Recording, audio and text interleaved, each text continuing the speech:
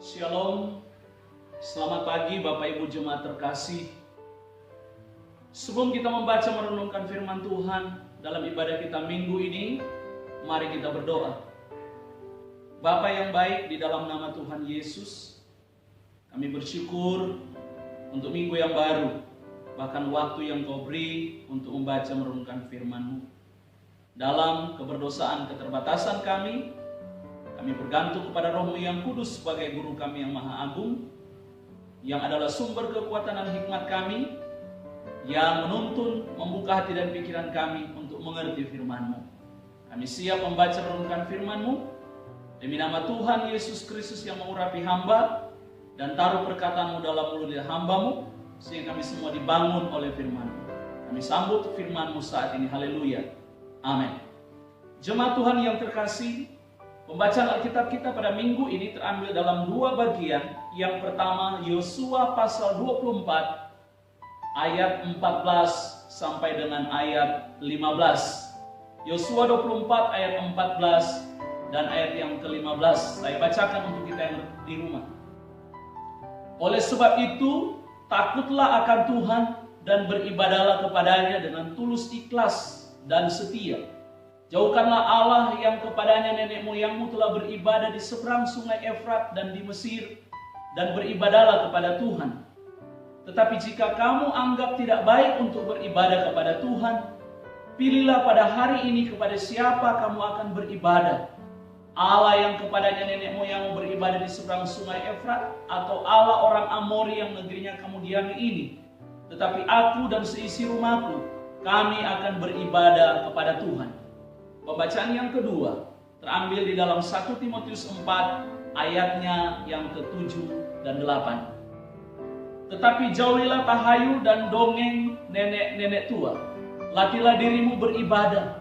Latihan badani terbatas gunanya, tetapi ibadah itu berguna dalam segala hal, karena mengandung janji, baik untuk hidup ini maupun untuk hidup yang akan datang. Jemaat Tuhan yang terkasih, tema renungan kita hari ini, pentingnya kebaktian, pentingnya ibadah. Semenjak bangsa kita terpapar wabah virus COVID-19, pemerintah mengeluarkan himbauan. Salah satunya ialah kebaktian ataupun ibadah. Dan ibadah-ibadah saat ini harus dilaksanakan di rumah masing-masing. Sebagai warga negara yang baik, kita harus menghormati pemerintah dan menghargai aturan-aturan yang dikeluarkan pemerintah. Nah, sebagai wujud kepatuhan kita kepada pemerintah, maka kita harus mengikuti peraturan pemerintah. Sebagaimana Roma 13 ayat 1 sampai dengan 7. Avoda, latreia atau ibadah adalah perbuatan bakti kepada Allah. Perbuatan bakti kepada Tuhan atas dasar ketaatan terhadap perintah-perintah Tuhan. Semenjak kebaktian minggu atau ibadah minggu dilaksanakan di rumah kita masing-masing, maka timbul pertanyaan,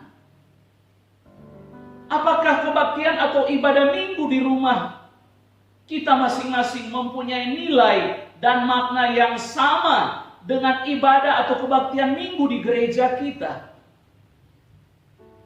Berkurangkah nilai ibadah atau nilai kebaktian minggu ketika kita beribadah di rumah kita? Saudara, sesungguhnya kebaktian atau ibadah minggu di gereja memiliki nilai dan makna yang sama dengan kebaktian dan ibadah minggu yang kita laksanakan di rumah kita masing-masing. Nilai dan makna ibadah kita baik di rumah maupun di gereja akan berkurang bila, pertama, Yesus Kristus bukan lagi pusat penyembahan kita. Oleh sebab itu, Bapak Ibu Saudaraku yang kekasih, bila ibadah di rumah ataupun di gereja nilainya tidak berkurang atau tidak hilang, maka Yesus Kristus harus menjadi pusat ibadah kita. Wahyu pasal 5 ayat 11 sampai dengan 14. Yang kedua, ibadah di rumah ataupun ibadah di gereja akan berkurang nilai atau hilang nilai dan maknanya apabila ibadah atau kebaktian kita tidak berlangsung dengan iman yang benar.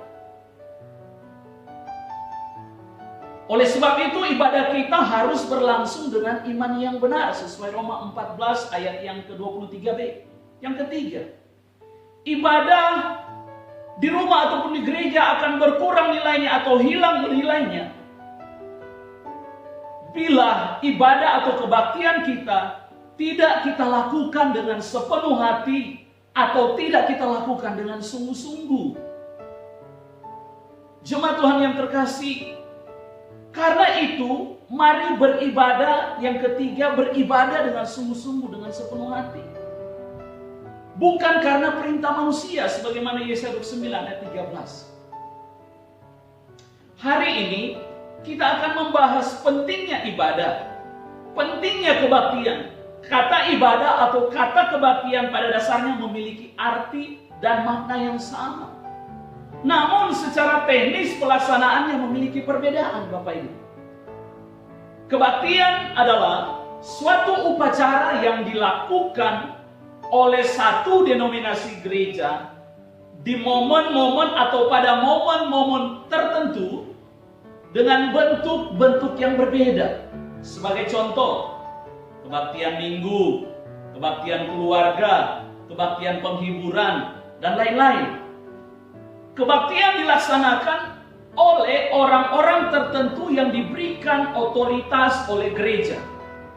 Itulah kebaktian. Ibadah adalah perbuatan bakti kepada Tuhan atas dasar ketaatan dalam mengerjakan perintah Tuhan.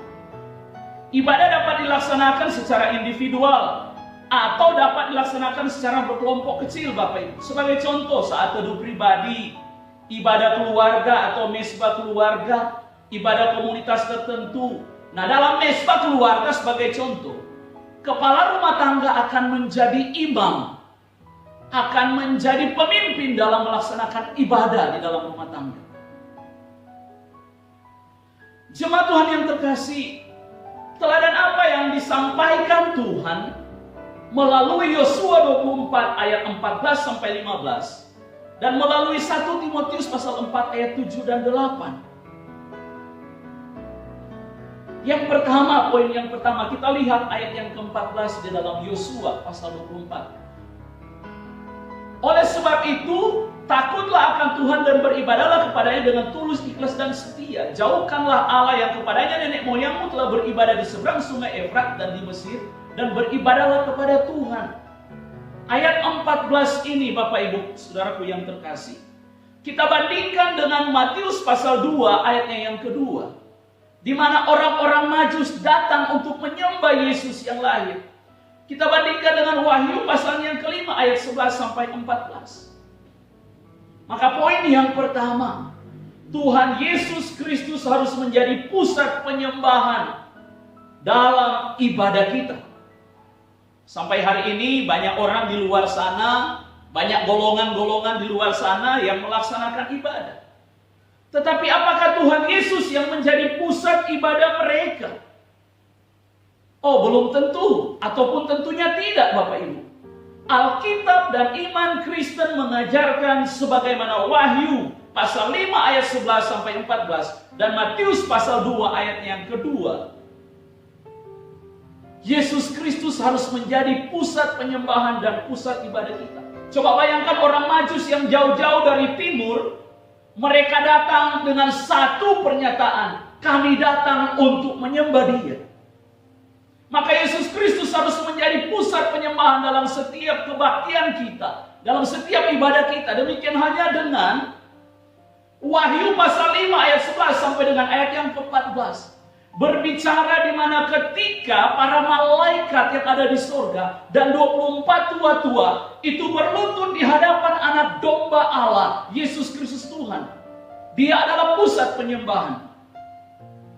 Maka ibadah kita, kebaktian kita, penyembahannya hanya kepada Tuhan Yesus Kristus saja.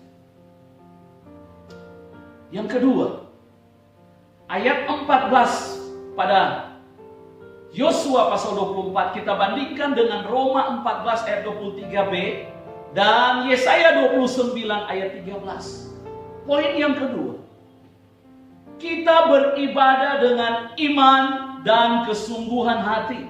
Perhatikan di dalam Yosua pasal 24 ayat yang ke-14 tadi. Orang yang beribadah dengan iman, orang yang beribadah dengan iman dan kesungguhan hati, orang itu menyadari bahwa pada saat dia beribadah, dia sedang mengerjakan perintah Tuhan. Pada saat dia beribadah, dia sedang menyenangkan hati Tuhannya. Pada saat dia beribadah, dia sedang menikmati pertemuannya dengan Tuhan. Karena itu ibadah itu harus dilaksanakan dengan iman dan kesungguhan hati. Sebagaimana yang disampaikan kepada bangsa Israel lewat Yosua. Jemaat Tuhan yang terkasih, orang yang sementara beribadah dengan iman dan kesungguhan hati, dia sementara menghargai, menghormati, dan menyanjung pribadi yang maha agung itu. Karena itu beribadahlah dengan iman dan kesungguhan hati. Yang ketiga, mari kita lihat dalam ayat yang ke-15 di Yosua pasal 24 tadi. Dan kita bandingkan dengan 1 Timotius 4 ayat 7 sampai dengan ayat 8. Poin yang ketiga, lakukan ibadahmu, kerjakan ibadahmu dengan tekad dan komitmen iman. Lakukan ibadahmu dan kerjakan ibadahmu dengan tekad dan komitmen iman. Sebagaimana Yosua. Yosua katakan, tetapi aku dan seisi keluargaku, kami akan beribadah kepada Tuhan.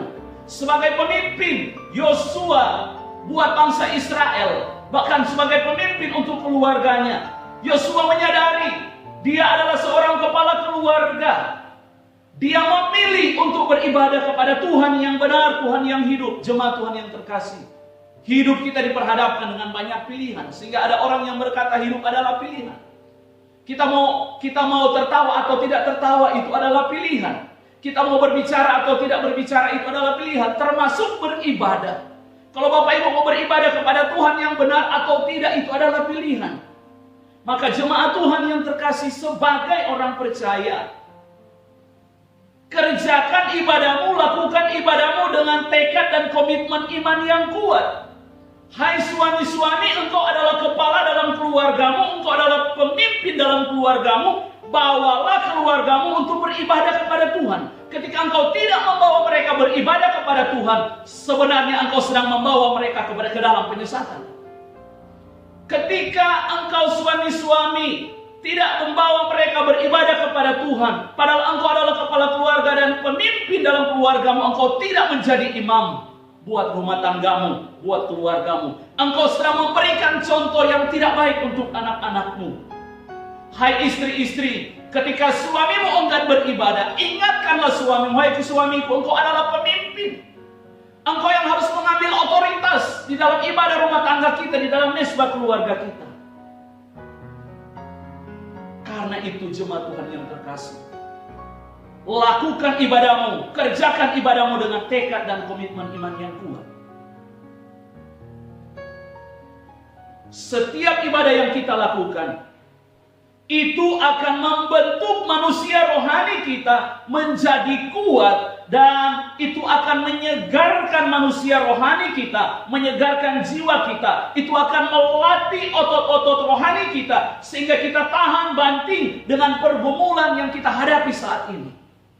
Karena itu harus tekun beribadah. Ibadah yang kita lakukan, Bapak Ibu Saudaraku yang kekasih, di dalam 1 Timotius pasal 4, 7 dan 8 tadi, menjadi suatu latihan buat kita. Tetapi juga jangan lupa Bapak Ibu, mengandung janji yang diberikan oleh Tuhan. Apa janji Tuhan ketika kita beribadah? Bahwa mereka yang memilih beribadah kepada Tuhan, hidupnya akan terpelihara oleh Tuhan, dan hidupnya akan diberkati oleh Tuhan. Dia sendiri akan diberikan kekuatan oleh Tuhan untuk menghadapi segala kenyataan yang ada. Jemaat Tuhan yang terkasih, penting buat kita untuk beribadah. Dan bagi engkau yang saat ini berada di rumahmu, engkau tidak beribadah, maka sesungguhnya engkau sedang membawa ke rumah tanggamu, hidupmu, ke dalam kenyataan hidup yang tidak dipelihara oleh Tuhan, ke dalam kenyataan hidup yang tidak diberkati oleh Tuhan. Sesungguhnya engkau sedang membawa keluargamu tersesat karena engkau tidak suka beribadah. Karena itu, beribadahlah kepada Tuhan yang benar. Jadikan Yesus Kristus sebagai Tuhan, pusat penyembahan dan ibadah kita. Beribadahlah dengan komitmen iman dan tekad iman yang kuat. Dan lakukanlah ibadahmu, kerjakanlah ibadahmu dengan sungguh-sungguh. Ibadah dan kebaktian penting buat kita orang percaya. Kita pasti diberkati, kita pasti dikuatkan, kita pasti ditolong dan dipelihara oleh Tuhan ketika kita tekun beribadah. Amin. Mari kita berdoa. Terima kasih Tuhan buat firman-Mu yang mengingatkan kami betapa pentingnya kami harus beribadah. Karena itu Tuhan, biarlah hati kami, roh kami menyala-nyala untuk terus beribadah. Karena di dalam kami beribadah, kami mengekspresikan kasih kami, cinta kami kepada Tuhan. Kuatkan, mampukan kami untuk melakukan firman-Mu. Dalam Kristus Yesus kami bersyukur buat firman-Mu. Haleluya. Amin.